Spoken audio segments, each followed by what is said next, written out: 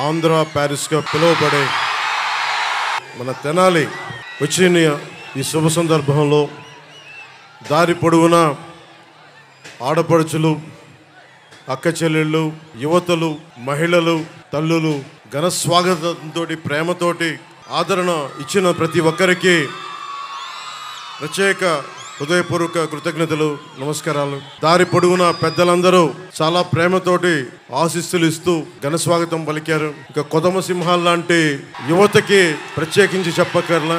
మబ్బుల్లో పిడుగులు పరిగెత్తితే ఎలా ఉంటుందో ఈరోజు తెనాలి యువత తాలూకు పరుగులకి పిడుగులు పరిగెత్తితే ఎలా ఉందో నాకు అలా అనిపించింది. చాలా కీలకమైన దశకు వచ్చాం.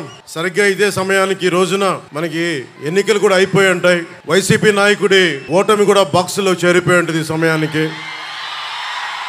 5 సంవత్సరాల దుష్ట పాలనకి చరమాంకం పలుకుతున్నాం. మనం ఏం చేస్తాం?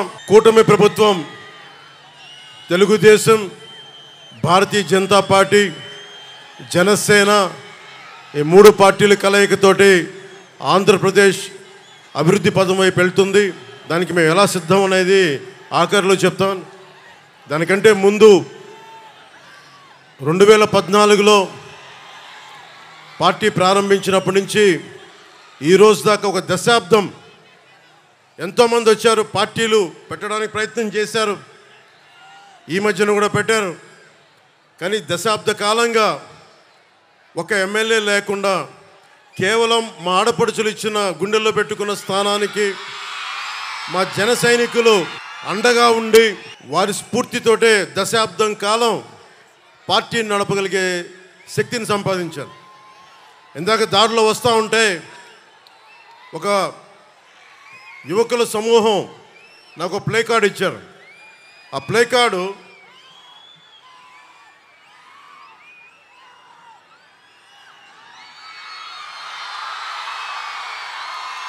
దీని అర్థం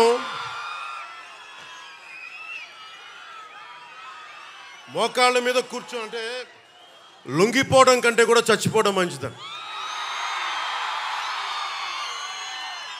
అంటే మహామహుల్ని నాకున్న కోపం, చిరాకు ఏంటంటే అరే ఈ భారతదేశం అందరి ఈ రోజున బాబాసాహెబ్ అంబేద్కర్ పుట్టినరోజు. ఆయనకి జై భీమ్తో వందనాలు చెప్తా ఉన్నాను. అంటే ఆయన ఇచ్చిన స్ఫూర్తి కొన్ని వందలాది మంది రాజ్యాంగ నిపుణులు కూర్చొని రాజ్యాంగ సారథిగా మనకి రాజ్యాంగం ఇవ్వబడింది. ఇక్కడ రాచరికం లేదు, ప్రజలే ప్రభువులు, మనకే హక్కు ఉంది, మనకే అధికారం ఉంది. తప్పు చేసేవాడు రాజ్యాలు వెళ్తుంటే కిందకి పడదోసే హక్కు మనకు ఉంది. మనం వదిలేసుకున్నాం ఆ శక్తిని. నాకు ఏ కోరిక లేదు. ఏ ప్రజాస్వామ్యాన్ని ప్రజల కోసం అయితే ఉద్దేశించి ఇవ్వబడిందో దాన్ని బలోపేతం చేయడం, అంతేగాని ఒకడికి మోచేతి కింద నీళ్లు తాగడానికైతే మన ప్రజాస్వామ్యం లేదు. అది జగన్ కావచ్చు, జగన్ తాలూకు వ్యక్తులు కావచ్చు. జగన్ మాట్లాడితే క్లాస్ వార్ అని మాట్లాడుతూ ఉంటాడు. క్లాస్ వార్ అంటే అర్థం మీ అందరికీ తెలిసిందే కదా. డబ్బున్నోళ్ళు, అధికారం ఉన్నవాళ్ళు పేదవాడిని దోచుకోవటం. మనందరం పేదవాళ్ళని దోచుకుంటున్న వాళ్ళం అంట. ఆయన ఒక్కతనే చాలా గొప్పగా పేదవాళ్ళకి అండగా ఉంటున్న వ్యక్తి. నిజంగా అతను పేదవాళ్ళకి అండగా ఉన్న వ్యక్తి అయితే జనసేన, తెలుగుదేశం, భారతీయ జనతా పార్టీ కూటమికి ఇంత జనసందోహం రాదు. ఆ విషయం జగన్ తెలుసుకోవాలి. జగన్ వచ్చి రాగానే చేసింది 450 కోట్ల రూపాయలు మనకి సెస్ ఉంది. భవన నిర్మాణ కార్మికుల సంక్షేమ నిధి. 40 లక్షల మంది భవన నిర్మాణ కార్మికులు వారికి ఉపాధి లేకుండా చేశాడు. 40 మంది పైగా ఆత్మహత్యలు చేసుకుని ఉన్నారు. 40 లక్షల భవన నిర్మాణ కార్మికుల 450 కోట్ల సంక్షేమ నిధిని దోచుకున్న వ్యక్తి. నిజంగా ఎవరన్నా సరే ప్రజల కోసం పాటు పడుతున్నామంటే అది జనసేన అడ్డంగా నిలబడింది ప్రజల కోసం. మీకు చెప్తున్నానమ్మా, 30,000 మంది ఆడబిడ్డలు ఆంధ్రప్రదేశ్ రాష్ట్రం నుంచి అదృశ్యం అయితే అక్కమ్మ, చెల్లెమ్మ అని చెప్పి కథలు చెప్పే జగన్ ఒక్క ప్రెస్ మీట్ కూడా పెట్టలేదు ఈ రోజు దాకా. ఏదన్నా అడిగితే నన్ను బూతులు తిట్టించడం తప్ప. ముఖ్యంగా ఇందాక చెప్తా ఉన్నట్టుగా రాగానే మీకు తెలుసు ఇసుక ఎలా దోపిడీ చేశారో. మన కొల్లిపర్ల మండలం కొత్త బొమ్మవాని పాలెంలో అర్ధరాత్రి రైతుల పొలాల నుంచి ఇసుకను దోపిడీ చేసిన ప్రభుత్వం ఇది. అలాంటి రైతాంగాన్ని దోపిడీ చేసిన వ్యక్తి క్లాస్ వార్ గురించి మాట్లాడతాడు. మద్యపానాన్ని నిషేధిస్తానన్న వ్యక్తి, ఆడబిడ్డలకి అండగా ఉంటానన్న వ్యక్తి అతను సీఎం కాదు, సారా వ్యాపారి అయిపోయాడు. అతను సారా వ్యాపారి. 16 కంపెనీలు పెట్టి అందులో 3 కంపెనీలు తన సొంత మనుషులవే. అన్నీ వాళ్ళ ఫ్యాక్టరీల్లో కల్తీ మందులు కలిపి దానికి రకరకాల పేర్లు పెట్టి ఒక్కొక్కరు ఆరోగ్యాలు పాడైపోతూ ఉన్నాయి. మనం ఏమైపోయామంటే మనందరం కూడా ఒక అబద్ధపు ప్రపంచంలో బతకాలని నిర్ణయించుకుంటామని మనందరం. నేను మందు తాగమని ఎంకరేజ్ చేయను, వ్యసనాలకి పాల్గొనని ఎంకరేజ్ చేయను. నెపోలియన్ చెప్పినట్టుగా యుద్ధాలకి సిగార్ల మీద ట్యాక్స్, బ్రాండీ మీద ట్యాక్సే నేను దేశాల మీద యుద్ధాలు చేయడానికి పనికి వస్తుందని నెపోలియన్ చెప్పాడు. నేను కల్తీ మందు కాదు, కనీసం ఆరోగ్యం పాడవని మందన్నా కనీసం 10 సంవత్సరాల్లో పాడవలసింది వీళ్ళ వల్ల సంవత్సరంలోనే పాడైపోతా ఉంది. అలాంటి కల్తీ మందు ఇస్తూ ఉంటే అలాంటి మందు ఇవ్వకని చెప్పిన దానికి నేను మందుని ఎంకరేజ్ చేస్తానని మాట్లాడుతున్న వైసీపీ నాయకులు. అసలు అన్న వైసీపీ నాయకులందరికీ చెప్తున్నా, మద్యపాన నిషేధిస్తామని చెప్పి మీరు సారాలు ఎలా అమ్ముకుంటారు ఒకసారి మీరు లోపల చూసుకొని మాట్లాడుకున్న విషయం. అలాగే ఇసుక జేపీ వెంచర్స్ అని చెప్పి పెద్దిరెడ్డి రామచంద్రారెడ్డి గారు, మిథున్ రెడ్డి గారు, సజ్జల రామకృష్ణారెడ్డి గారు, జగన్ గారి ఆధ్వర్యంలో దాదాపు మొత్తం వాళ్ళ కంపెనీ ఇసుక అంతా. ఒకప్పుడు ఇసుక రీచుల్లో ఎంతమంది బీసీలు కానీ బీసీ కుటుంబాలు కానీ చాలా మందికి సంపద వెళ్ళేది. తూర్పుగోదావరి జిల్లా లాంటి చోట్ల ఇసుకని బోట్లో తీసుకొని మరీ అమ్ముకునే వాళ్ళు చాలా మందికి కుటుంబాలకి 10 కుటుంబాలు ఉపాధికి వచ్చేది, వందలాది కుటుంబాలకి ఒక ఇసుక రోజు రీచ్ ఉన్న చోట. అవన్నీ దోపిడీ చేసి మొత్తం సంపద అంతా ఒక్కడి చోట కేంద్రీకృతం అయిపోయింది. ఒక్కడి దగ్గర సమస్య, ఒక్కడి దగ్గర అంత డబ్బు చేరిగిపోతే వాడు బలిసిపోయి కొట్టుకుంటూ ఉంటాడు. ఎవడైనా సరే బలిసిపోయి కొట్టుకుంటూ ఉంటారు. ఒకడికి డబ్బు వస్తే పర్లా, నీ డబ్బుతోటి మా స్వేచ్ఛని కాల రాస్తామంటే నేను కింద పడి కాలుతో తొక్కేస్తాను, గుర్తుపెట్టుకోండి ఎవరైనా సరే. కాంట్రిబ్యూటరీ పెన్షన్ స్కీమ్ అని చెప్పి నేను ఒక ఉమ్మడి ఆంధ్రప్రదేశ్ రాష్ట్ర మాజీ ప్రభుత్వ ఉద్యోగి కొడుకుగా చెప్తా ఉన్నాను. మనకి పెన్షన్ అనేది చాలా కీలకమైంది. జగన్ వచ్చినప్పుడు 2019లో కాంట్రిబ్యూటరీ పెన్షన్ స్కీమ్ రాగానే వారం రోజులు తీసుకొస్తానని చెప్పి మోసం చేశాడు. ఈ రోజు వరకు ఊసేతట్లా. మొన్న నారా చంద్రబాబు నాయుడు గారు 4 దశాబ్దాల సుదీర్ఘ అనుభవం ఉన్న 3 పర్యాయాలు ముఖ్యమంత్రిగా ఉన్న వ్యక్తి, వారికి ఒకటే చెప్పాను, కూటమి ప్రభుత్వం రాగానే మనం అసెంబ్లీలో ఉద్యోగుల కోసం కాంట్రిబ్యూటరీ పెన్షన్ స్కీమ్ గురించి ఒక చర్చ మొదలు పెట్టాలి. దానికి సంవత్సరం లోపు బలమైన పరిష్కారం కనుక్కోవాలి. అది ఉద్యోగులకి నిజంగా భద్రత. అది పెన్షన్ అనేది పెద్ద కొడుకు లాంటిది. మా నాన్నగారే మా దగ్గర డబ్బులు తీసుకునేవాళ్ళు కాదు. ఎందుకంటే మీరు ఏం మాట్లాడతారో తెలియదు, మీరు గబుక్కునంటే ఒక ఉద్యోగికి పెన్షన్ అనేది భద్రత. అలాంటి భద్రత ప్రభుత్వ ఉద్యోగులు కల్పించాలనేది మా కూటమి తాలూకు ఆకాంక్ష. నేను జగన్ లాగా అబద్ధాలు చెప్పట్లా, జగన్ లాగా వారం రోజుల్లో మీకు అద్భుతాలు చేస్తామని చెప్పట్లా. ప్రభుత్వ ఉద్యోగులందరికీ తెనాలి ఈ సభ నుంచి వేదిక నుంచి చెప్తా ఉన్నాను, సంవత్సరం లోపు పరిష్కారం తీసుకొస్తాం. మీ భద్రతకి బలమైన దారి వెతుకుతాం. మీరు బెంబేలు పడకూడదు. మీ ఆరోగ్యాలకు కానీ మీ బిడ్డలకి ఏదైనా ఇవ్వాలనుకున్నా కానీ భవిష్యత్తులో మిమ్మల్ని బిడ్డలు చూసుకోకపోయినా పెన్షన్ మీకు అండగా ఉండాలనేదే మా అందరి ఆకాంక్ష.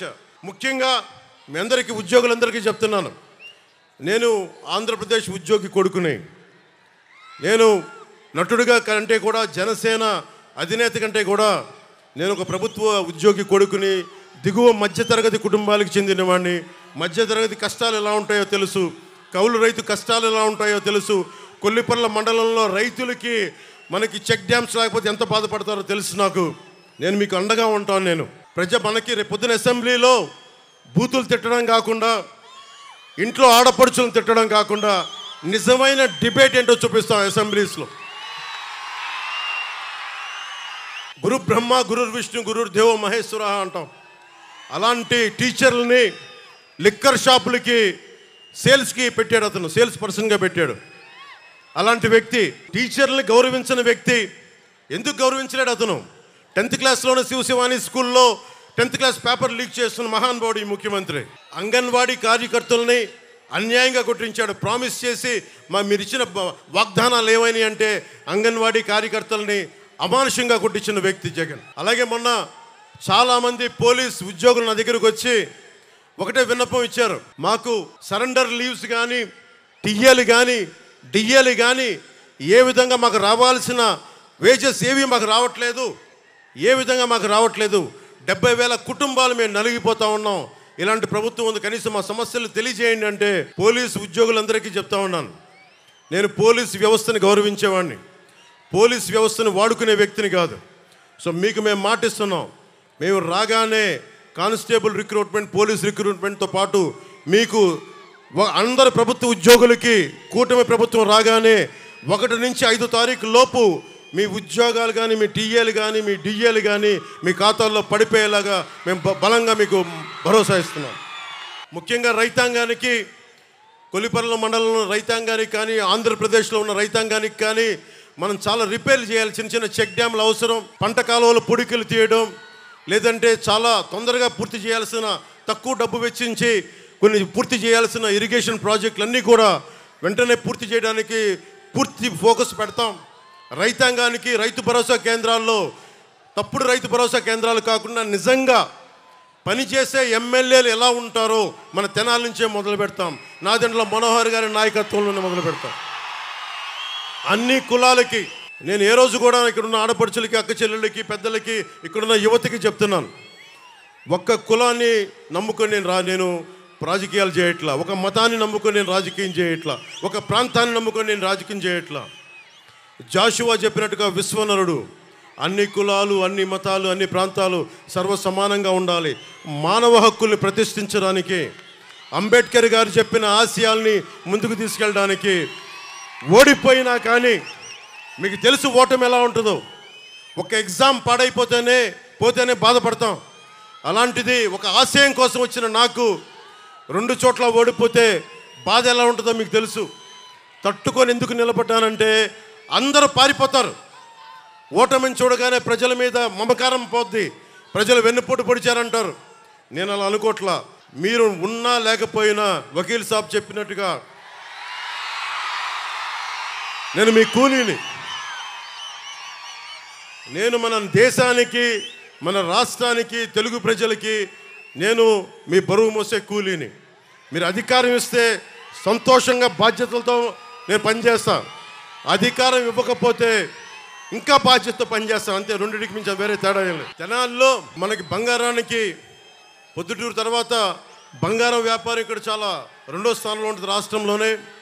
అలాంటి చోట ఇక్కడ బంగారు మనకి నగలు చేసే నిపుణులందరికీ కూడా ప్రత్యేకంగా స్కిల్ డెవలప్మెంట్తో పాటు భద్రత కల్పిస్తాం. అలాగే ఎక్కడ దొంగతనం జరిగినా చాలామంది గోల్డ్ షాప్ ఓనర్స్ వచ్చి చెప్తా ఉన్నారు, విశ్వబ్రాహ్మణుల సమాజం చెప్పింది, పోలీసు వచ్చి మమ్మల్ని ఇబ్బంది పెడతాను ఎక్కడ దొంగతనం జరిగినా అంటే. ముఖ్యంగా బంగారు వర్తకులందరికీ అలాంటి పరిస్థితులు రాకుండా మేము మీకు భద్రత కల్పిస్తాం. అలాగే ఆర్య వయసులకు సంబంధించి ఒక తెనాల్లోనే 15 దాడులు జరిగినాయి. వయసు సమాజానికి నేను తెనాలి సభ నుంచి చెప్తున్నాను, రాష్ట్రం అంతా మీరు వ్యాపారం చేసుకోవడానికి మేము మీకు అండగా ఉంటాం. మీ మీద ఎవరు దాడులు చేసినా సరే వాళ్ళకి ఒక బలమైన ఎస్సీ ఎస్టీ అట్రాసిటీ ఎలాంటి కేసులు బనాయిస్తామో ముఖ్యంగా వ్యాపార వర్గాలకి అంత బలమైన భద్రత కల్పిస్తాం. అలాగే వయసు సామాజిక వర్గానికి కూడా నేను మీ దాతృత్వాన్ని పొందిన వాడిని చిన్నప్పుడు. రమేష్ గారు అని చెప్పి నెల్లూరులో నేను చదువుకున్నప్పుడు 8th class Bhavani book centre అనే పుస్తకం నడిపేవాడు. ఈరోజు నేను ఇంత చదువుకోగలిగానంటే ఒక వైశ్యుడి తాలూకు దాతృత్వాన్ని పొందినవాడిని. ఆయన ఉచితంగా నాకు పుస్తకాలు ఇచ్చేవాడు, అప్పిచ్చేవాడు పుస్తకాలు కొనుక్కోమని. తర్వాత అప్పు తీర్చేవాడిని. మా అన్నయ్య చిరంజీవి గారు ఎప్పుడన్నా పాకెట్ పని ఇస్తే, మా వదిన ఎప్పుడన్నా పాకెట్ పని ఇస్తే ఆ డబ్బుతోటి పుస్తకాలు కొనుక్కునేవాడిని. అప్పుడు దాకా ఒక రమేష్ నా ఫ్రెండ్ సీనియర్ ఆయన కూర్చొని అప్పిచ్చేవాడు. అలాగే నేను వైశ్యుల చదువుకున్నానంటే, ఇంగ్లీష్ మాట్లాడగలుగుతున్నానంటే నిజంగా నా ఫ్రెండ్ రమేష్ వైశ్యుల దాతృత్వానికి నేను రుణగ్రస్తుండే. జగన్ చూడండి, ఈ రోజున మనకి ఆస్తులు, మనకి ఫామ్, మనకి రైతుల పట్టా పుస్తకాల మీద కూడా మనకి చక్కని చెదరని చిరునవ్వుతోటి వైసీపీ నాయకుడు జగన్ ముఖం కనిపిస్తూ ఉంటుంది. పొలాల్లో వేసే రాళ్ళల్లో కూడా జగన్ ముఖ చిత్రం చక్కగా రాళ్ల మీద కూడా మనం గుర్తుపెట్టుకోవాల్సింది పొట్టి శ్రీరాములు గారిని, అమరజీవి పొట్టి శ్రీరాములు గారిని. మనకి మీరు ఊహించుకోండి, జగన్కి అధికారం ఎంత తలకెక్కిపోయిందంటే ఆంధ్రప్రదేశ్ తన గుత్తాధిపత్యం అనుకుంటున్నాడు, మనందరం తన బానిసలు అనుకుంటా ఉన్నాడు. జగన్ కింద పడే రోజు ఎక్కువ రోజులు ఇది లెక్క పెట్టుకో, నీకు మండలం కంటే తక్కువ రోజులు ఉన్నాయి. నీకు హోస్ని ముబారక్ అనే వ్యక్తి ఈజిప్ట్లో 3 దశాబ్దాలు పరిపాలించాడు. ఒక టైలర్ ఎదురొచ్చి విసిగిపోయి రోడ్డు మీదకి వస్తే ఇట్లా జనమంతా ఈజిప్ట్లోకి వచ్చి మొత్తం బయటికి లాగారు. నాయకులు కదా అని చెప్పి అహంకారం తలకెక్కితే మన శ్రీలంకలో కూడా శ్రీలంక ప్రెసిడెంట్ ఇళ్లలోకి వెళ్ళి స్విమ్మింగ్ పూల్లో ఈతలు కొట్టారు ప్రజలందరూ. జగన్ మీ తాడేపల్లి ప్యాలెస్లో కూడా అలాగే ఇళ్లలోకి వచ్చి కూర్చుంటారు ఇలాంటి దోపిడీ దౌర్జన్యాలు చేస్తే. ముఖ్యంగా మన తెనాలికి సంబంధించి మొత్తం డెల్టా ప్రాంతం ఇది. మనోహర్ గారు ఉన్నప్పుడు విజయవాడ నుంచి తెనాలి వరకు పైప్ లైన్స్ వేయించారు. ఇది డెల్టా పరివాహక ప్రాంతం. ఇది ఇంకా తాగునీరు ఇంకా సమస్య ఉంది. ఓవర్ హెడ్ ట్యాంక్ రెడీ అయిపోయినా కానీ ఈ రోజు వరకు మన కుళాయిలు రావట్లేదు. సమస్య దృష్టిలో ఉంది. మీకు 6 నెలల్లోపు మొత్తం అందరికీ మన ప్రతి ఇంటికి నీరు వచ్చేలాగా మేము చర్యలు తీసుకుంటాం. మనస్ఫూర్తిగా మీకు అండగా నిలబడతాం. అలాగే 5 సంవత్సరాల నుంచి రోడ్ల సౌకర్యాలు సరిగ్గా లేవు. తెనాలి విజయవాడ నుంచి కనెక్టివిటీ బాగాలేదు. నంది వెలుగు పెదరావూరు 4 లేన్ హైవేని మేము, ఎందుకంటే మీకు తెలుసు ఆయన పట్టుకుంటే వదలని విక్రమార్కుడు. ఆయన 10 సంవత్సరాలు ఎమ్మెల్యేగా చేసిన వ్యక్తి. ఆయన నాయకత్వంలో నంది వెలుగు పెదరావూరు 4 లేన్ హైవేని చాలా తక్కువ కాలంలో పూర్తి చేస్తాం. అలాగే నిజంగా అమరావతి కనుక రాజధానికి అయిపోయింది ఈ పాటికి చాలా అద్భుతంగా ఉండేది. అమరావతి లేకపోవడం వల్ల మన అభివృద్ధి కూడా, మన తెనాలి అభివృద్ధి కూడా నోచుకోలేని పరిస్థితికి వచ్చింది. అమరావతిని రాజధాని చేస్తున్నామని మన అందరి వాగ్దానం మేము మాటిచ్చాం. దాంతోపాటు మన నంది వెలుగు పెదరావూరు 4 లేన్ హైవేని పూర్తి చేసి ప్రతి రోడ్లు జగన్లాగా వదిలేయకుండా, అడ్డగోలుగా వదిలేయకుండా మేము రిపేర్లు చేస్తాం. అలాగే తెనాలికి ప్రధానమైన సమస్యలకి మనకి నాదెండ్ల మనోహర్ గారు రేపు పొద్దున మీరు ఎమ్మెల్యేగా గెలిపించిన వెంటనే కొల్లిపర్లలో కృష్ణానది పైన చెక్ డ్యామ్ని పూర్తి చేస్తాం. నదీ పరివాహక ప్రాంత ప్రజలకు ఇబ్బంది పడతా ఉన్నారు. ముంపు గ్రామాల్లో చెల్లా చెదురై సరైన వస్తువులు లేక ప్రజలు బాధపడతా ఉన్నారు. వరద ముంపు గ్రామాల్లో సరైన వరదలు వచ్చినప్పుడు కరెంటు కానీ ఆహారం కానీ లభించక అవస్థలు పడతా ఉన్నారు. ప్రతిసారి రీటైనింగ్ వాల్ నిర్మించాలని ప్రజలందరూ కోరుకుంటా ఉన్నారు. కొల్లిపర్రలో మేము డ్యామ్ నిర్మిస్తాం, మీ మన్ననలు పొందుతాం మేము. అలాగే ట్రాఫిక్ కానీ రోడ్ల సమస్య కానీ తెనాలి పట్టణంలో కాలువల వల్ల ట్రాఫిక్ సమస్య ఉంటా ఉంది. ట్రాఫిక్ సమస్యలను తీర్చాలని కోరుకుంటా ఉన్నారు. రాజధానికి 4 లేన్ రోడ్డు కోరుకుంటా ఉన్నారు. వీటన్నిటినీ కూడా మేము రాగానే వెంటనే పూర్తి చేస్తాం. అన్నిటికంటే కూడా నిజంగా మనకి ఇంత చక్కటి కాలువలు ఉండి దారి పొడవునా వస్తూ ఉంటే నాకే విపరీతమైన దుర్గంధం ఉంది. రాగానే డ్రైనేజ్ ఫెసిలిటీస్ కానీ మనకి ఎక్కడైతే దుర్గంధంగా ఉన్న డంప్ యార్డ్లు కానీ వీటన్నిటినీ భోపాల్ లాగా లాస్ వేగాస్ లాగా శుభ్రపరిచి దుర్గంధం నుంచి తెనాలని విముక్తి చేస్తామని మీకు మాటిస్తూ ఉన్నాను. అలాగే చాలా మండలాల్లో కానీ మనకి ప్రభుత్వ ఆసుపత్రులు ఉన్న డాక్టర్లు కొడుతుంది, మనకి ఎక్విప్మెంట్ కొడుతుంది. అందుకని వీటన్నిటికీ సరైన భోజన వస్తువులు కూడా లేవు. ప్రప్రథమంగా ఇన్ఫ్రాస్ట్రక్చర్ అంటే రోడ్లు, రైతాంగానికి కావాల్సిన చెక్ డ్యామ్లు, ఇరిగేషన్ ఫెసిలిటీస్తో పాటు ఆరోగ్యానికి అవసరమైన మెడికల్ ఫెసిలిటీస్ని, మెడికల్ హాస్పిటల్స్ని అప్డేట్ చేస్తాం. 100 పడకల ఆసుపత్రిని మీకు నిర్మించేలాగా మేము బాధ్యత తీసుకుంటాం.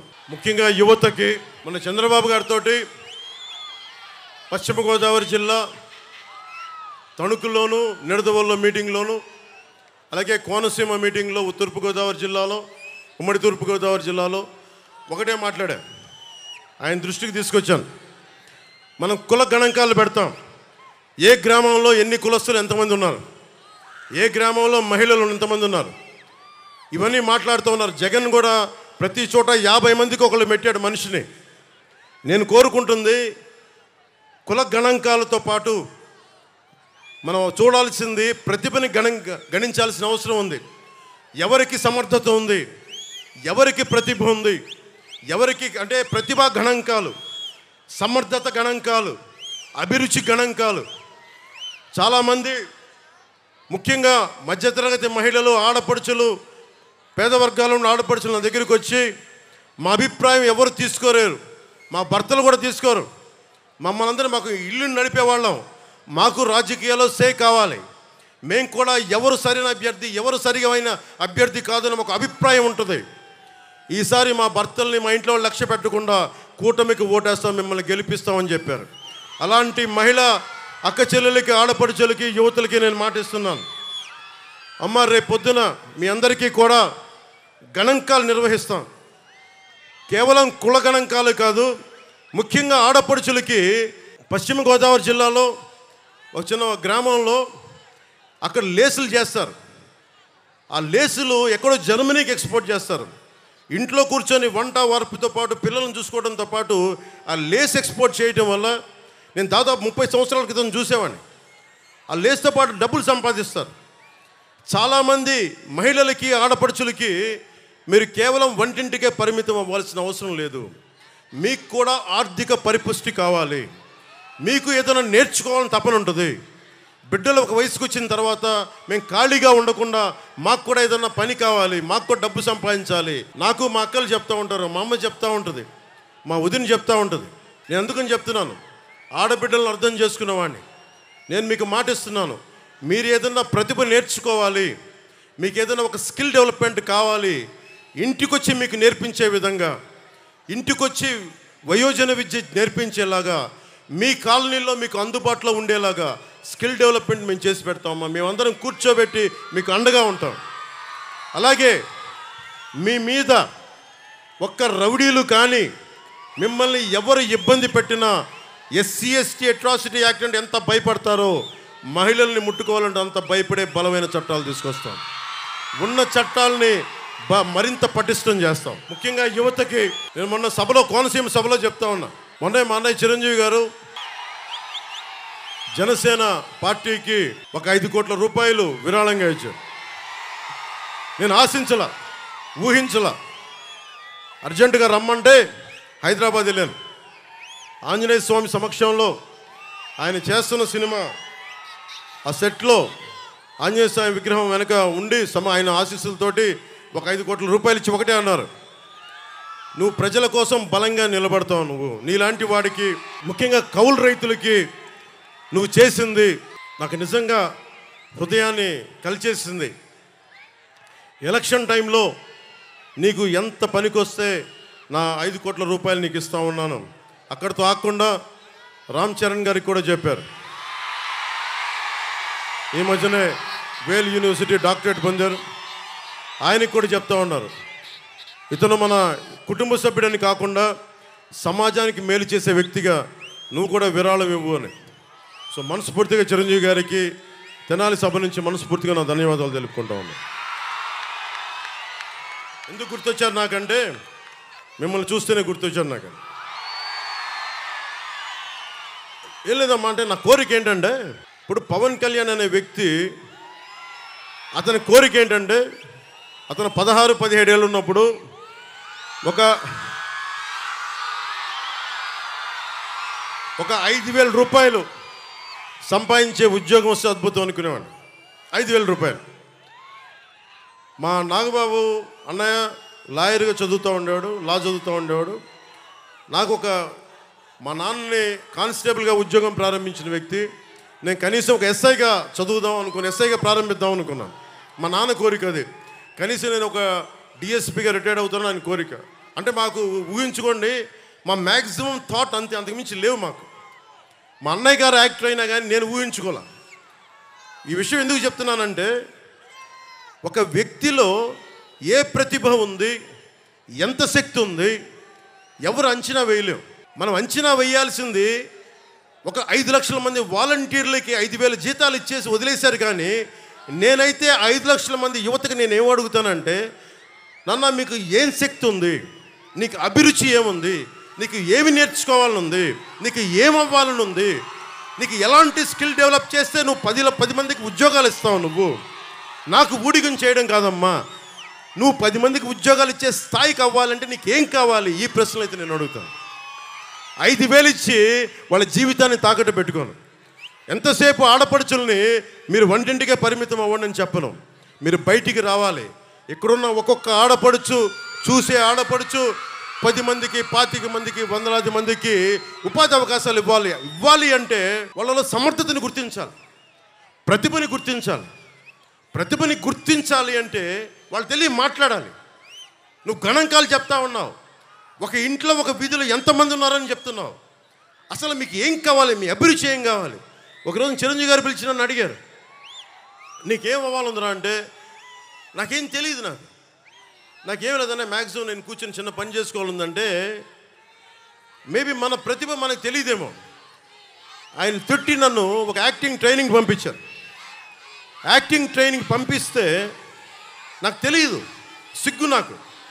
ఆయన నన్ను తిట్టి పంపిస్తే యాక్టింగ్ ట్రైనింగ్ నేర్చుకున్నా. ఈ రోజున సభలు స్పీచ్లు ఇవ్వగలుగుతాను ఇంతమంది మధ్య. ఇదే సుస్వాగతం షూటింగ్కి బస్సు మీద వైజాగ్ జగదాంబ సెంటర్లో కమ్ కమ్ కమ్ వెల్కమ్ పలికిన డ్యాన్స్ వేయమంటే చచ్చిపోయాను ఆ రోజున. మా ఉదిరికి చెప్పేశాను, నేను ఇంకెప్పుడు సినిమాలు యాక్ట్ చేయను. అంత సిగ్గు. అలాంటి నన్ను ఒక స్కిల్ నేర్పిస్తే నేను తర్వాత ఎప్పుడు లెర్నింగ్ మైండ్ సెట్లో ఉంటాను, నేర్చుకునే మైండ్ సెట్లో ఉంటాను. నేను నేర్చుకున్న తర్వాత ఎంతమంది కొత్త డైరెక్టర్లను తీసుకొచ్చాను, వకీల్ సాబ్తో సహా.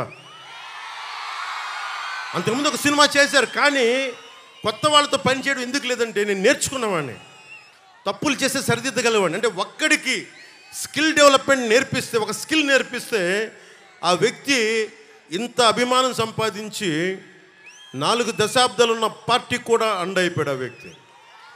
ఇది ఎందుకు చెప్తున్నానంటే నన్ను చెప్పుకోవడానికి కాదు, మీ ఒక్కరిలో కూడా, ప్రతి ఒక్కరిలో కూడా నిద్రాణమైన శక్తి ఉంటుంది, శక్తి దాక్కుని ఉంటుంది. ఆడపడుచులు ఎంత శక్తి దాక్కుంటుందో మనకు తెలియదు, యువతలో ఎంత శక్తి దాక్కుని ఉంటుందో తెలియదు.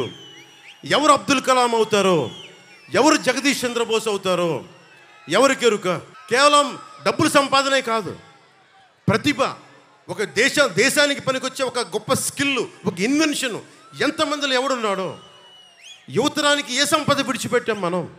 శేషేంద్ర గారు చెప్పినట్టుగా యుద్ధము, రక్తము, కన్నీరు తప్ప, గాయాలు, బాధలు, వేదనలు తప్ప. ప్రధానమంత్రి గారికి ఒకటే చెప్పాను మనకి ఎన్డీఏ మీటింగ్లో, ఈ దేశానికి సంపద నిజమైన ఖనిజాలు, బంగారం, ఇనుము కాదు, కలల ఖనిజాలతో చేసిన యువతీ యువకులు. వాళ్ళు నిజంగా 2047కి జగన్ తన కుటుంబాల గురించి ఆలోచిస్తున్నాడు, భవిష్యత్తు గురించి ఆలోచిస్తున్నాడు. నేను నా కొడుకు గురించి ఆలోచించడానికి, నా బిడ్డల గురించి ఆలోచించడానికైతే నేను పాలిటిక్స్కి రాలా. అకారణంగా ఆదరణ లేకుండా దూరంగా ఉన్న బిడ్డలు, ధైర్యం కోల్పోయిన ఆడపిల్లలు ఎవరన్నా వచ్చి మాకేదైనా 4 మంచి మాటలు చెప్పి మా తరపున పోరాడే నిజంగా యువకులకి అండగా ఉండడానికి నేను వచ్చాను రాజకీయాల్లో. మీరు ఊహించుకోండి, అంబటి రాయుడు అండర్ 19లో డబుల్ సెంచరీ కొట్టిన వ్యక్తి. ఆ రోజున వాళ్ళ కుటుంబ సభ్యులతో ఒక చిన్న స్కిల్ నేర్పిస్తే ఏ స్థాయికి వెళ్ళాడు అతను వైసీపీ వాళ్ళు ఒక ఎంపీగా కూడా తిప్పే స్థాయికి వెళ్ళిపోయారు. అఫ్కోర్స్ అవమానం చేసి పంపించేశారు అనుకోండి, అది వేరే విషయం. అలాంటి అంబటి రాయుడులో మీరు ఎంతమంది ఉన్నారు? అలాగే మొన్న ఈ మధ్యన సన్ రైజర్స్ దీంట్లో మనకి ఐపీఎల్ లీగ్లో 37 బాల్స్లో 67 రన్లు కొట్టిన నితీష్ కుమార్ రెడ్డి గారికి 20 సంవత్సరాలు. అతనికి ఒక ప్రతిభ, ఒక స్కిల్ నేర్పిస్తాను కదా ఈరోజు కొట్టగలడు. మీలో ఎంతమంది ఎంత ప్రతిభ ఉందో. మీకైనా స్పోర్ట్స్ స్టేడియంస్ ఉన్నాయా? మీకు నిజంగా పొద్దున్న లేస్తే మీకు పరిగెత్తడానికి జాగింగ్ స్థలాలు ఉన్నాయా? ఆ క్రీడా స్థలాలు ఉన్నాయా? ఇండోర్ స్టేడియంని ఆధునీకరించాల్సిన బాధ్యత ఉంది కదా మనకి. నిజంగా ఇంతమంది ఎంతసేపు ఇళ్లలో కూర్చొని మగ్గిపోతూ ఉంటాం, కనీసం బయట సేద తీరడానికి పార్కులు ఉన్నాయా మనకి? దుర్గంధం లేకుండా ఒక గ్రౌండ్లు ఉన్నాయా మనకి? ఇవన్నీ చెయ్యాలి అంటే మనకి నాదెండ్ల మనోహర్ గారు కానీ, పెమ్మసాని చంద్రశేఖర్ కానీ, ఇలాంటి వ్యక్తులు, ప్రజాక్షేమాన్ని కోరుకునే వ్యక్తులు నిజంగా అండగా ఉంటే తెనాలే కాదు, రాష్ట్రం అంతా బాగుపడిపోతుంది. రోజున అంబేద్కర్ జయంతి కాబట్టి ముఖ్యంగా ఒకటే చెప్తూ ఉంటారు, ఎస్సీ సామాజిక వర్గం ఎక్కువ శాతం వైసీపీకి వెళ్ళిపోతారు. అలాంటి ఎస్సీ సామాజిక వర్గానికి నేను అంబేద్కర్ గారిని గౌరవించే వ్యక్తిగా, జై భీమ్ స్ఫూర్తిని గుండెలో నింపుకున్న వ్యక్తిగా, ఎస్సీ సమాజానికి వైసీపీ చేసిన అన్యాయం చెప్తా ఉన్నాను. ఎడ్యుకేట్, యాజిటేట్, ఆర్గనైజ్ అని అంబేద్కర్ చెప్తే అలాంటి దళితులకి విద్యనందించే పథకాలని 23 పథకాలని జగన్ తీసేశారు. 4163 కోట్ల రూపాయలు అలొకేట్ చేస్తే వాటిని డైవర్ట్ చేసేసాడు. మొత్తం చాలామంది ఎస్సీ మేధావులు అందరూ కూర్చొని కోర్టులో రిట్ పిటిషన్ వేస్తే కోర్టు ఆర్డర్ చేసింది, 4,163 కోట్ల రూపాయలు తిరిగి వెనక్కి ఇవ్వమంటే ఈ రోజు దాకా జగన్ ప్రభుత్వం అది ఇవ్వలేదు. అలాగే ఏ ఫ్యూడలిస్టిక్ ఇంపీరియలిస్టిక్ ప్రభుత్వాన్ని, అధికారులని, యంత్రాంగాన్ని, రాజకీయ నాయకుల్ని కాదని అంబేద్కర్ గారు చేశారు, దానికి తూట్లు పడుస్తూ ఉన్నాడు జగన్. మీరు ఆలోచించుకోండి, మీ ఓట్లు మీరు వేసేటప్పుడు మనకి అంబేద్కర్ గారి స్ఫూర్తిని నిజంగా గౌరవించేవాడైతే ఒక దళిత కుర్రవాడిని, యువకుడిని చంపేసి ఇంటికి డోర్ డెలివరీ చేశారు వైసీపీ నాయకులు. దాని గురించి ఎవరు మాట్లాడరు. దాని గురించి మీరు ముఖ్యంగా ఎస్సీ యువత ఆలోచించాల్సిన అవసరం ఉంది. మీరు ఓటేసేటప్పుడు మీరు జనసేన కానీ, టీడీపీ కానీ, భారతీయ జనతా ఎవరికి ఓటేసినా మీరు ఆలోచించి ఓటేయండి. కేవలం మాకు వీళ్ళు ఇష్టం లేదు కాబట్టి గుడ్డిగా ఓటేస్తే ప్రజాస్వామ్యాన్ని మీరే పాడు చేసుకున్న వాళ్ళు అవుతారు. ఎందుకంటే నేను ఎప్పుడు కూడా మిమ్మల్ని గుండెల్లో పెట్టుకుని ఆదరించేవాడిని. దయచేసి ఒకసారి మీరు ఆలోచించి, ముఖ్యంగా ఎస్సీ పెద్దలకి, ఎస్సీ యువతకు కూడా నా విజ్ఞాపన. అంబేద్కర్ విదేశీ విద్యా విధానం కింద 23 పథకాలు తీసేశారు. అలాగే బీసీ కులాలకి సంబంధించి జగన్ 2019లో చెప్పింది 153 కులాలను గుర్తించాం, 139 కులాల తాలూకు కార్పొరేషన్ ఏర్పాటు చేస్తామని చెప్పి 56 కార్పొరేషన్లు ఏర్పాటు చేసి ఈ రోజుకి వాళ్ళకి కావాల్సిన వాటికి ఇవ్వాల్సిన నిధులు ఇవ్వలేదు. కేవలం పొలిటికల్ ఎంప్లాయ్మెంట్ అయింది తప్ప ఏ ఉద్దేశంకి అయితే ఇవ్వబడిందో ఆ ఉద్దేశం నెరవేరలేదు.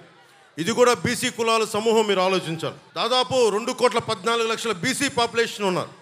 44 లక్షల మందికే, ముఖ్యంగా 5-6 కాస్ట్లకే వాళ్ళు ఇచ్చారు.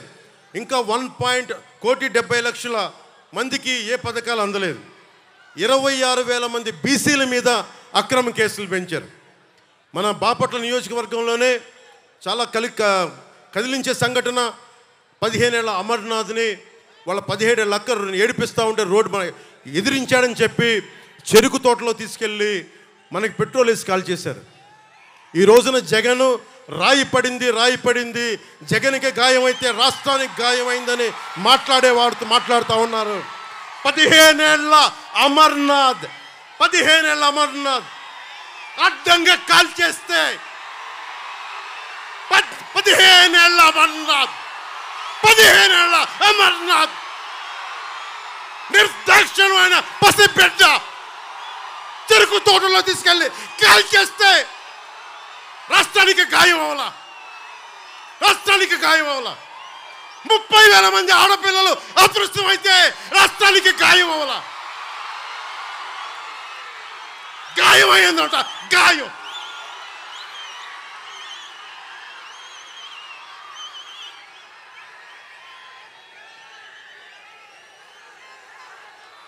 %34 ఉన్న బీసీల రిజర్వేషన్లని 24% తగ్గించి 16,000 మంది బీసీ నాయకులు మనకి అన్ని స్థాయిల్లో అవకాశాలు కోల్పోయారు. నేను 8 మందికి ఎంపీలకు ఇచ్చాను, ఇంతమందికి బీసీలకు ఇచ్చాను. కానీ జగన్ చేసిన ద్రోహం, అంబేద్కర్ స్ఫూర్తిని విఘాతం కలిగించింది. 16,000 మంది బీసీలకి నువ్వు 34 నుంచి 24% తగ్గించి బీసీలని అధికారం దూరం చేసావు. అది మర్చిపోకండి. పొద్దున్న చూస్తా ఉన్నా, నిన్న వైఎస్ జగన్కి రాళ్ళు ఇసిరారంటే ఎవరో. అదేంటి చిత్రమో పాపం. ఎప్పుడు ఎలక్షన్లు రాగానే ఆయనకి ఏదో ఒక గాయం జరుగుతుంది. కరెక్ట్గా ఎలక్షన్ ముందే ఎవరో ఒకరు చచ్చిపోవడం లేదా చంపేయడమో. అంత హై సెక్యూరిటీ సిఐఎస్ఎఫ్ ఉన్న వైజాగ్ ఎయిర్పోర్ట్లో 2019కి కోడి కత్తితో గాయం చేశారంట అక్కడ. సరే, మనందరం ఏం చేసాం? జనం కూడా ఏంటి కదా, మన తిలక్ గారు చెప్పినట్టుగా, దేవరకొండ బాలగంగాధర్ తిలక్ చెప్పినట్టుగా, కొడవగంటి మనకి కుటుంబరావు గారు చెప్పినట్టుగా, మనందరం మధ్యతరగతి మనుషులు. మనందరికీ ఏంటంటే అధికారం ఉన్నోడు, డబ్బున్నోడు ఏమి చేసినా దానికి ఒక నైతిక భాష్యం ఇస్తాం. పాపం కాకినాడలో ఉండే ఒక మాఫియా డాన్ ఎవరిని కత్తితో పొడిచినా పాపం ఆయన ఏ పరిస్థితుల్లో పొడిచారో పాపనండి, పాపం చంపేశారు. వైఎస్ వివేకానంద రెడ్డి గారిని ఏ పరిస్థితుల్లో పొడిచారో తెలియదండి మాకు. 30,000 మంది ఆడపిల్లలు అదృశ్యమయ్యారని పాపం జగన్ గారు ఏం చేస్తారండి పాపం. ఇది సగటు మధ్య తరగతి మనం చేసే తప్పు. ఇది మన హక్కులను మనం తెలుసుకోవట్లేదు. జగన్కి గాయం అయితే రాష్ట్రానికి అయ్యా గాయం. మీ జెడ్ కేటగిరీ సెక్యూరిటీ ఏం చేస్తుందా? మీ జెడ్ కేటగిరీ సెక్యూరిటీ చూసుకోరా మీరు?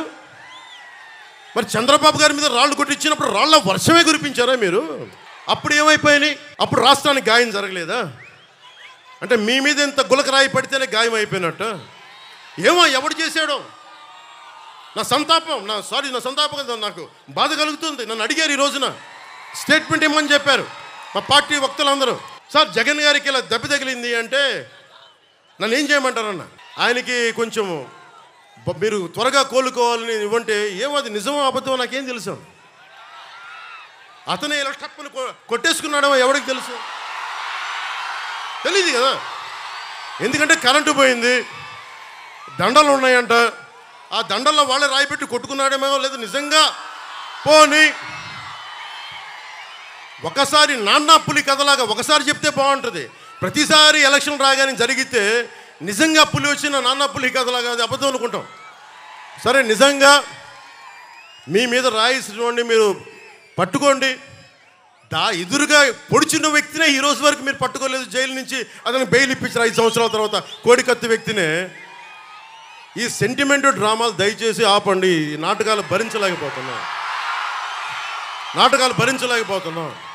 నేను వచ్చేటప్పుడు నా మీద బోల్డెన్ రాళ్ళు పడతా ఉంటాయి. మనకి పిఆర్పి టైంలో నేను ఖమ్మం వెళ్తూ ఉంటే నా మీద రాళ్ల వర్షం.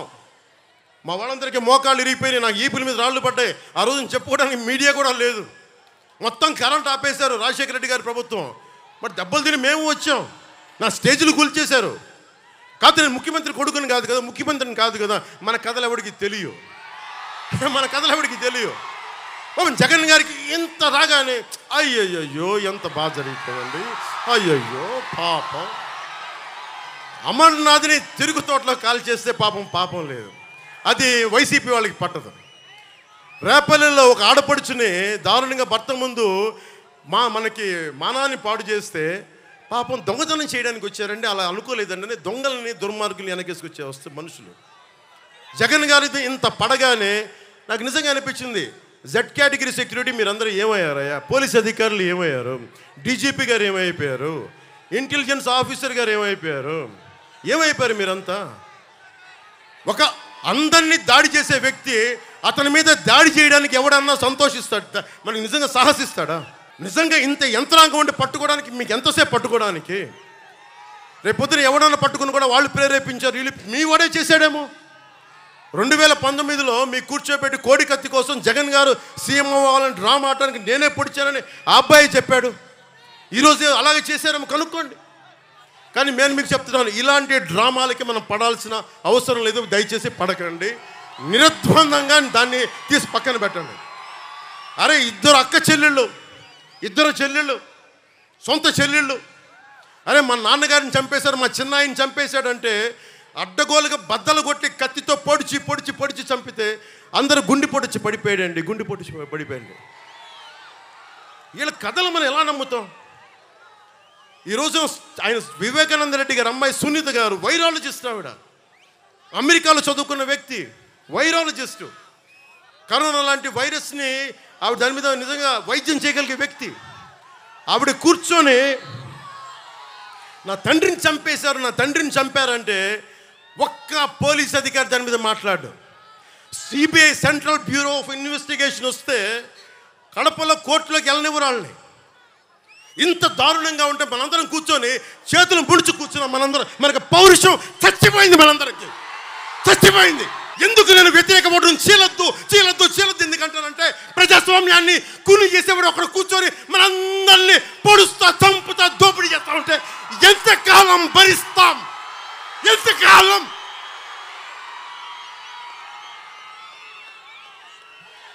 సుగాలి ప్రీతి 14 ఏళ్ల బిడ్డని స్కూల్కి వెళ్తే 10 మందిని నాశనం చేస్తే దాన్ని పట్టించుకోడు ఎవడు. జగన్మోహన్కి బొక్క పడితే, చిన్న గులకరాయి పడితే రాష్ట్రం అంతా ఊగిపోతాయి. సగటు మనిషి బాధ మనకి తెలియదు. సగటు మనిషి బాధ మర్చిపోయాం. నిజంగా నాకు ఆవేదన ఉంది, ఏడుపు వస్తుంది. తప్పు జగన్మోహన్ రెడ్డి కాదు, మనదే. మనకు పౌరుషం చచ్చిపోయింది.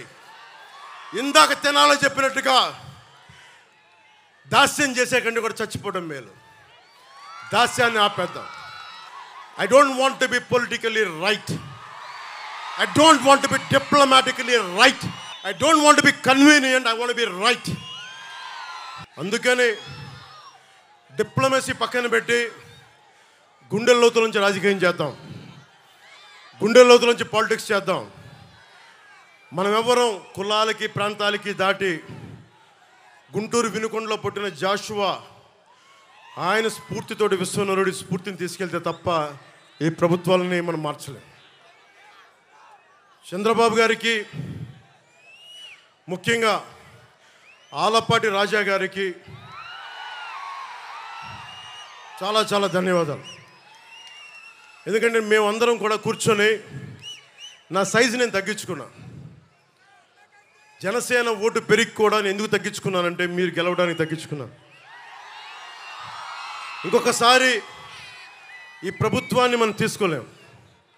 ముఖ్యంగా ఇస్లాం సమాజం, నా మహిళలందరికీ చెప్తున్నా, ఆడపడుచులందరికీ చెప్తున్నాను, దారి పొడవునా ఇస్లాం మతాన్ని ధర్మాన్ని పాటించే ఆడపడుచులందరికీ చెప్తున్నా, ఇస్లాం పాటించే సోదరులందరికీ చెప్తా ఉన్నా.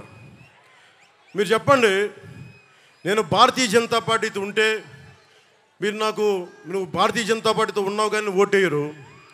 ఈ రోజున జగన్మోహన్ రెడ్డి గారికి కాలు దెబ్బ తగిలితే మరి నరేంద్ర మోడీ గారు కూడా ఆయనకి పాపం జాగ్రత్తగా హెల్ప్ చేసుకోమని చెప్పారు.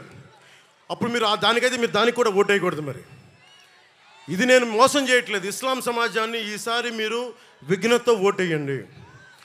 నేను మీకు ప్రత్యేకించి నాదెండ్ల మనోహర్ గారు చెప్పినట్టుగా రాష్ట్రంలోని ఇస్లాం సమాజాన్ని అందరికీ, సోదరీమణులందరికీ, ఎందుకంటే నేను అద్భుతమైన ప్రతిభ చూశాను, అమేజింగ్ టెక్నీషియన్స్ని చూశాను, ఆటో నగర్ లాంటి చోట అద్భుతమైన మెకానిక్స్ని చూశాను. ఎలాంటి మీ దగ్గర స్కిల్ ఉందో నాకు తెలుసు. అలాగే మిమ్మల్ని కూడా స్కిల్ డెవలప్మెంట్ చేయిస్తాం, మీ చేత మిమ్మల్ని కూడా ఆదుకుంటాం. కాకపోతే నేను మిమ్మల్ని కూర్చోబెట్టి నేను డ్రామాలు చేయను అంతే. నేను చెప్తున్నాను ఇస్లాం సోదరులు సోదరీమణులందరికీ, అమ్మ నేను మనస్ఫూర్తిగా చేసేవాడిని అమ్మా. నేను మీకు ఎలాంటి ఇబ్బందులు వచ్చినా మేము ఆదుకునేవాళ్ళం అమ్మా.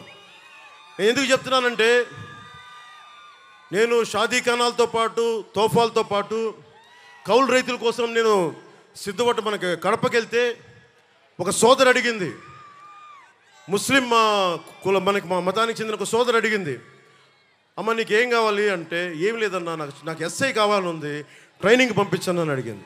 డబ్బులు అడగలేదు. ఎంతమంది ఉన్నారు అలాంటి ఆడపడుచులకు మేము అండగా ఉంటామమ్మా. డబ్బులు జగన్లాగా అడ్డగోలుగా దోచేయమ్మా, మాకు అవసరం లేదమ్మా. మీ ఓట్లని మేము ఓట్ బ్యాంక్గా వాడము. ఇస్లాం పెద్దలందరికీ చెప్తా ఉంటాను, నేను మిమ్మల్ని ఓట్ బ్యాంకుగా వాడం, మా కూటమి మిమ్మల్ని ఓట్ బ్యాంక్గా వాడదు. మీ మీద ఈగ వాలితే మేము వచ్చి మీకు అండగా ఉంటాం. ఈరోజున పెమ్మసాని చంద్రశేఖర్ గారు అమెరికాలో అత్యంత ఉన్నతమైన వ్యాపారం అయ్యండి, అంత గొప్ప అందరికీ స్థానం కల్పించిన వ్యక్తి. ఈ రోజున కేవలం మన గుంటూరు పార్లమెంటుకి డబ్బుమయమైపోయిన గుంటూరు పార్లమెంటుకి ఆయన మొత్తం డబ్బులు వదులుకొని, నిజంగా నాలాగా ఎంత ఆవేదన ఉందో ఆయన ఇద్దరం మాట్లాడుకుంటే ఒకటే చెప్పారు, నాకు ఏం వద్దు సార్, నాకు దీని నుంచి కళ్యాణ్ గారు మేము పని చేస్తాం, మీకు అండగా పని చేస్తాం మీ అందరి కోసం. అందుకని నాకు మీ మద్దతు కావాలని కోరితే ఈరోజు చెప్తున్నాను పెమ్మసాని చంద్రశేఖర్ గారికి, మా సర్వస్వం ధారపోసి మిమ్మల్ని గెలిపించుకుంటాం. మా సర్వస్వం ధారపోస్తాం. మనకి ఏమి కావాలన్నా కేంద్రపరమైన మనకి అవసరాలు ఏదున్నా సరే రేపు పొద్దున్న చదువుకున్నవాడు, జ్ఞానం ఉన్న వ్యక్తి, ఐశ్వర్యాన్ని హ్యాండిల్ చేయగలిగే వ్యక్తి, అడ్డగోలుగా దోచే వ్యక్తి కాదు, ఉన్న సంపాదనని పెట్టే వ్యక్తి, అలాంటి వాళ్ళు మనకి ఎంపీగా అయితే ఎంత అద్భుతంగా ఉంటుందో చూడండి. అలాగే తెనాలి అభివృద్ధికి నాదెండ్ల మనోహర్ గారి కృషి ఒకసారి మీ అందరికీ తెలియజేస్తాను. రాజకీయ నేపథ్యం నుంచి వచ్చిన కుటుంబం నుంచి వచ్చిన వ్యక్తి, ఉమ్మడి రాష్ట్రంలో శాసనసభ డిప్యూటీ స్పీకర్గా పనిచేసిన అనుభవజ్ఞులు, తెనాలి నియోజకవర్గమైన సమస్యలపైన సంపూర్ణమైన అవగాహన ఉన్న వ్యక్తి, 2004 నుండి 2014 వరకు సంపూర్ణంగా 10 ఏళ్ళుగా ఆయన అభివృద్ధి పథకాలు చేశారు. కొల్లిపర్ల మండలంలో, ముఖ్యంగా కొల్లిపర్ల మండలంలో కృష్ణానది జలాల మంచినీటి పథకాన్ని ప్రారంభించిన బలమైన నాయకులు. చక్రాయపాలెంలో 132 kV సబ్స్టేషన్, కమ్యూనిటీ హాల్స్, చర్చిలు, షాదీఖానాలు నిర్మించిన వ్యక్తి. కొలకలూరు, మున్నంగిలో ప్రాథమిక ఆరోగ్య కేంద్రాలు, నూతన కూరగాయల మార్కెట్, టౌన్ హాలు, ఫిష్ మార్కెట్ని దగ్గరుండి నిర్మించిన వ్యక్తి. నియోజకవర్గం పరిధిలో R&B పరిధిలో 2018కి వస్తే 13 వంతెనలు నిర్మించిన వ్యక్తి. నందివెలుగు కూడలి వద్ద 3 వంతెనలు నిర్మాణం చేసిన వ్యక్తి. నందివెలుగు వరకు పెదరావూరు నందివెలుగు వరకు రోడ్లు విస్తరణ జరిపిన వ్యక్తి. తెనాలి అంతర్గత రోడ్లను విస్తరణ జరిపిన వ్యక్తి. సైడ్ కాలువల్ని నిర్మాణం చేసిన వ్యక్తి. ప్రతి పల్లెలో సీసీ రోడ్లు, డ్రైనేజ్ నిర్మాణం చేసిన వ్యక్తి. ఆయన గురించి మీకు తెలుసు, కేవలం పొలిటికల్ లీడరే కాదు, నెంబర్ 3 టెన్నిస్ ప్లేయర్, జాతీయ స్థాయిలో టెన్నిస్ ప్లేయర్ 80sలో. అందుకనే ఆయన ఓపెన్ ఎయిర్ ఆడిటోరియంని ప్రోత్సహించారు, కళాక్షేత్రాన్ని నిర్మాణం చేశారు, యువ క్రీడాకారులను ప్రోత్సహించడానికి ఇండోర్ స్టేడియంని ఆధునీకరించారు. జగడగంట పాలెంలో సెంట్రల్ స్కూల్ని ఏర్పాటు చేయడానికి చొరవ తీసుకున్నారు.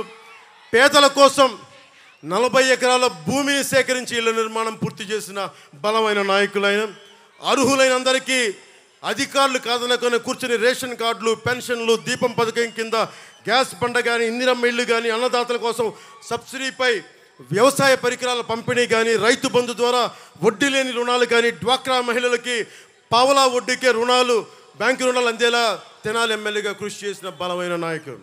ఈ రోజున అలాంటి వ్యక్తి జనసేన పార్టీకి, నాకు వెనుకగా ఉన్న వ్యక్తికి మనస్ఫూర్తిగా మీ అందరి తరపున ధన్యవాదాలు తెలుపుకుంటూ భారీ మెజారిటీతోటి గెలిపించవలసిందిగా కోరుకుంటా ఉన్నాను. మనస్ఫూర్తిగా మీ అందరికీ ప్రత్యేక ధన్యవాదాలు తెలుపుకుంటూ, మీరు ఊహించుకోండి, అసెంబ్లీలో పోలవరం నిర్మాణం చేయమంటే పోలవరం నిర్మాణం పూర్తయిందా లేదంటే ఒక మంత్రి, జలశాఖ మంత్రి కూర్చోబెట్టి అబ్బనీతి నీదబ్బా ఎంత కమ్మగా ఉందిరా అబ్బా అని చెప్పి ఇలాంటి పాటలకి డ్యాన్స్ చేసే వ్యక్తి జలశక్తి మంత్రి ఎందుకు? చిన్నప్పుడే కనుక అతని తల్లిదండ్రులు అతని డ్యాన్స్ ప్రతిభని గుర్తించి సినిమాలో పంపించుంటే మనకు ఒక పీడ తగ్గుండేది. అందుకని మీరు ఊహించుకోండి, బూతులు తిట్టే కాకుండా ఒక నాదెండ్ల మనోహర్ గారు మనకి ఒక 175 మందిలో ఆల్మోస్ట్ అందరూ కూటమి నుంచి ప్రత్యేకంగా ఎన్నికైన రాష్ట్ర ప్రయోజనం కోసం ఏర్పడే ఎమ్మెల్యేల సమూహం ఉంటే మీరు ఒకసారి డిబేట్ ఆలోచించండి. బూతులు తిట్టుకోవటం, చంద్రబాబు గారి సతీమణిని తోలునాడకుండా కాకుండా నిజంగా మనకి రోడ్లు విస్తరించలేదు, కొల్లిపర్ల మండలంలో చెక్ డ్యామ్లు ఎందుకు చేయలేదు, 30,000 మంది ఆడబిడ్డలు ఎందుకు అదృశ్యమైపోయారు, యువతకి ఎలాంటి శిక్షణ కార్యక్రమాలు ఇవ్వాలి, ఇలాంటి డిబేట్స్ చేసే సభలు నేను కోరుకుంటాను. అసెంబ్లీని పంపించాలి అంటే బాధ్యత రాష్ట్ర ప్రజలు ప్రతి ఒక్కరిపైన ఉంది. నేను దశాబ్దం అందరి చేత తిట్లు తింటించుకుంటూ నేను ఇక్కడున్నా, అందరినీ కాదని వచ్చాను. ఈసారి ఒకటే కోరుకుంటాను, మా తెలుగుదేశం, జనసేన, భారతీయ జనతా పార్టీ నాయకులు కూటమిని మీరు గెలిపించండి. వచ్చి రాగానే చంద్రబాబు గారు చెప్పినట్టుగా మెగా డిఎస్సి నోటిఫికేషన్ ఇచ్చి ఉద్యోగాలు భర్తీ చేస్తాం. అలాగే దాదాపు అన్ని పథకాల గురించి ప్రత్యేకించి వివరిస్తారు, మీకు అందరూ మా నాయకులందరూ వివరిస్తారు. నేను మీకు ఒకటే చెప్తున్నా, నేను మీ ఇంట్లో వాడిని, బయట వాడిని కాదు. నా కులం లేదు, మతం లేదు, ప్రాంతం లేదు. నా సాటి మనిషి కోసం కష్టపడేవాడిని. నేను మీ ఇంట్లో బిడ్డని, మీ సోదరుణ్ణి, మీ ఇంట్లో వాడిని, మీ స్నేహితుడిని. మీరు నన్ను నమ్మి కూటమిని గెలిపించండి, ప్రాణాలు దారబోసేస్తాను మీకోసం. 10 సంవత్సరాలు ఏ పదవి లేకుండా కేవలం తిట్లుని, బూతుల్ని తింటూ గడిపాను. ఒక్కసారికి చిన్నపాటి విజయం చూపించండి. జనసేన, పవన్ కళ్యాణ్, తెలుగుదేశం, భారతీయ జనతా, బీజేపీ కూటమి ఎలా పనిచేస్తో ఒకసారి రుచి చూడండి. బూతుల వైసీపీ, దోపిడీ వైసీపీ కాకుండా నిర్మాణాత్మకంగా ఉండే కూటమి ఎలా పనిచేస్తో మీకు అండగా ఉంటుందని తెలియజేసుకుంటూ, దారి పొడుగుతా రాష్ట్రం నుంచి నలుమూలల నుంచి అండగా ఉన్న తెలుగుదేశం కార్యకర్తలకి, తెలుగుదేశం నాయకులకి, తెలుగు మహిళలకి ప్రత్యేకించిన ధన్యవాదాలు తెలుపుకుంటూ, ఆలపాటి రాజా గారు ఆ రోజు ప్రధానమంత్రి గారు వస్తే నాకు స్వాగతం పలికారు. ఈరోజు వారు లేకపోయినా వారి పార్టీకి సంబంధించిన కార్యక్రమాలు బిజీగా ఉన్నారు కాబట్టి ముఖ్యంగా ఆలపాటి రాజా గారి సన్నిహితులకి, కార్యకర్తలకి, వారి నాయకులకి, వారి కుటుంబ సభ్యులకి చేతులెత్తి ఈ తెనాలి సభ వేదిక నుంచి మనస్ఫూర్తిగా మీకు కృతజ్ఞతలు చెప్పుకుంటాం. ఏదైనా సరే, ఏ సభ అయినా సరే విజయనాదంతో వెళ్దాం, విజయనాదంతో తిరిగి వద్దాం. తెలుగుదేశానికి జయం జయం, భారతీయ జనతా పార్టీకి జయం జయం, జనసేనకి జయం జయం. ప్రజలందరికీ, ఆడపడుచులందరికీ, యువతకి, పెద్దలకి అందరికీ దిగ్విజయం కలగాలని ఆశిస్తూ hello AP, hello AP, hello AP, జై హింద్.